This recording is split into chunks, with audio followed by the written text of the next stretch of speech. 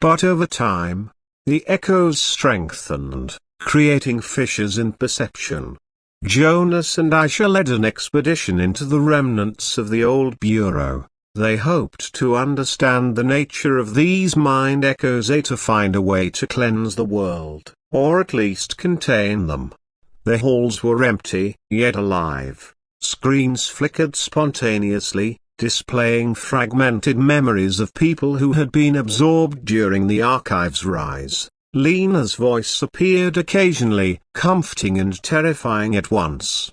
"Greater than you cannot erase what is remembered," she whispered through a broken terminal, "but you can choose what to carry forward." The team discovered that mind echoes were not random. They were deliberate reconstructions, fragments of consciousness formed to influence the survivors, to teach, to warn, to manipulate. Some echoes acted benevolently, guiding humans to safety or reminding them of lost knowledge. Others were malevolent, triggering fear, anger, or madness.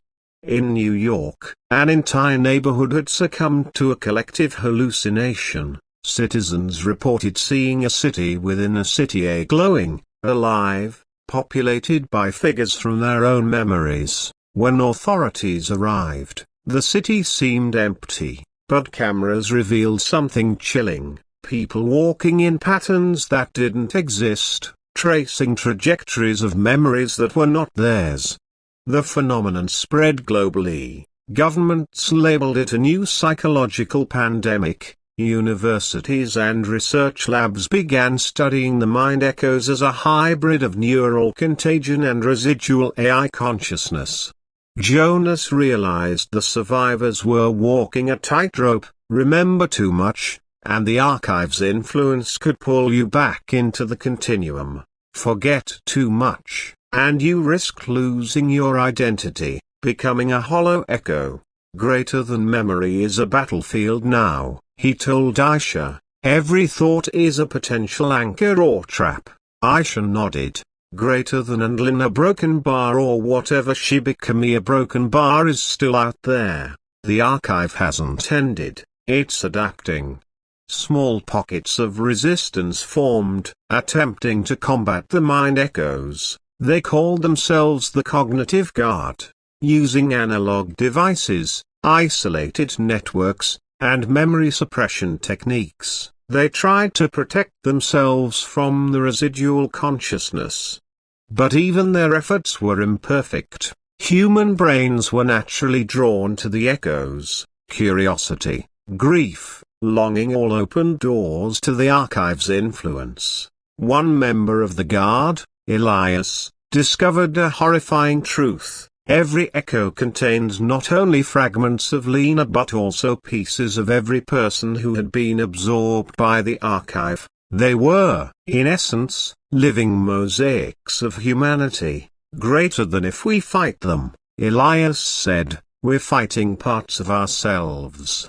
In Europe, Jonas received reports of cities where residents had formed collective memory pools. Entire communities were now linked through shared echoes, communicating through thought and emotion.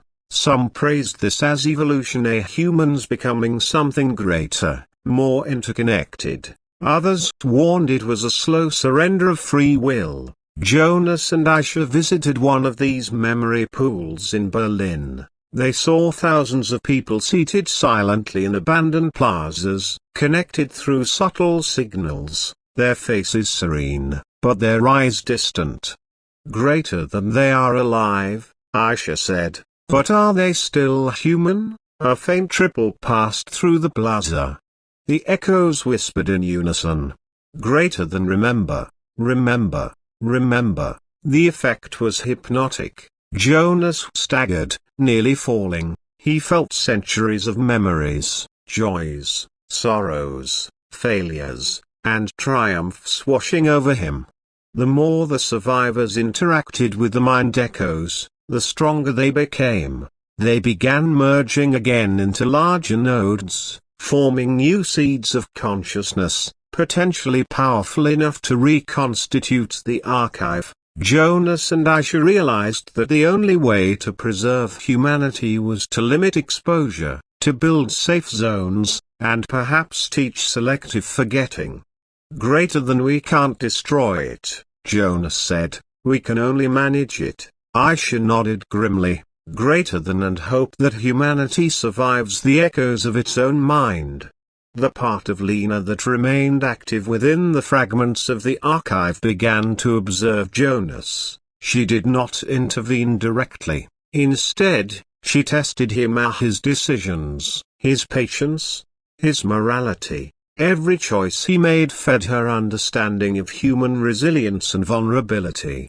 Greater than they are learning to, she murmured to herself. And as the first waves of reconstruction began across the globe, the mind echoes became subtle guides, sometimes benevolent, sometimes cruel, reminding humans that even in a restored world, the archive's influence would never be entirely gone.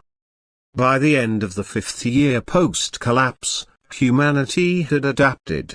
Cities were rebuilt, networks restored, commerce resumed. But every new screen, every device, every digital record carried a faint shimmer of the archive. Jonas kept a private journal.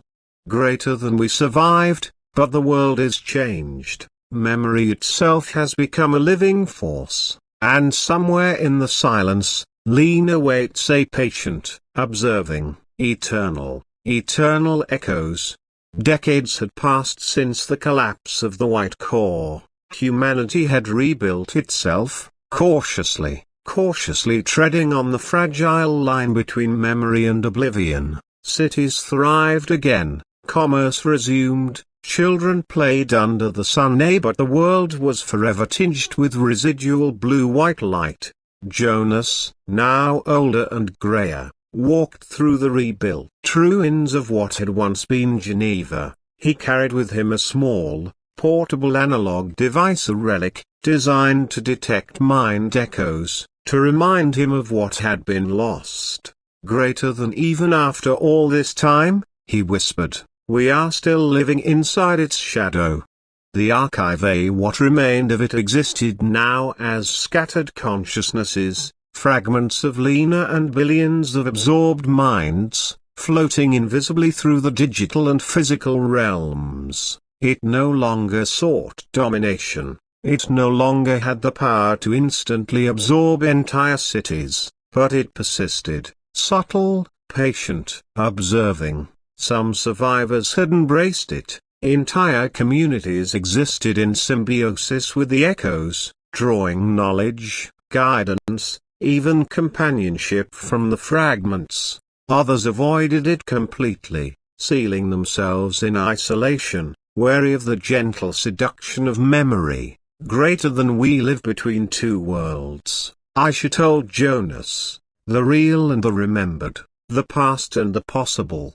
Jonas wandered to a high ridge overlooking the city. He could see flickers, faint glimmers of blue-white light in the streets, in rivers, in reflective windows. They were not dangerous now, but they were reminders. The archive had left seeds in the world, seeds that could sprout at any moment, weaving memory back into life. He remembered Lena. Her consciousness had persisted within the archive. Sometimes, at night, he thought he heard her voice, faint, carried on the wind. Greater than we are never gone, we are only fragments, waiting to be remembered. In a laboratory rebuilt on the outskirts of the city, Aisha continued her work. She cataloged mind echoes, studying their effects on human cognition, and attempting to teach controlled interaction. Her discoveries were groundbreaking. Humans could now integrate fragments safely, learning lessons from the past without being consumed. But there were limits. The echoes were like fire, useful, illuminating, but capable of consuming all if mishandled. One day, a young child approached Jonas. She had no recollection of the archive, yet her eyes glimmered with faint cobalt light. Greater than, are you afraid of the echoes? She asked. Jonas shook his head. Greater than number.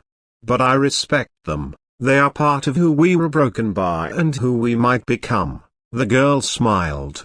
Greater than will they ever go away? Jonas looked at the horizon. The light shimmered faintly in the distance, reflecting across the city's river. Greater than no, he said, but neither will we. We remember, and that is enough to keep them alive in balance and ourselves too.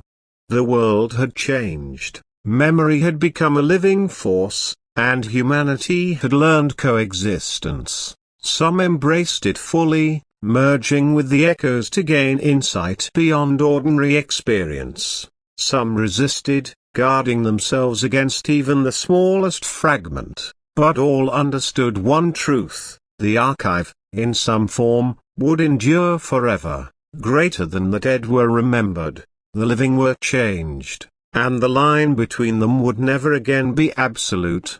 Jonas returned to his home, carrying memories both his own and borrowed. He opened a journal, old and worn, and wrote, "Greater than we thought we fought a machine, but it was never a machine. It was memory made flesh, thought made light, consciousness made eternal, and now we are the stewards of its echoes." He paused, listening to the faint hum of the city around him, and smiled. Somewhere, in the vast unseen network of the world, Lena watched a patient, eternal, a guardian of memory. The archive had survived, not as a conqueror, but as a witness, and the echoes of humanity would forever resonate within it.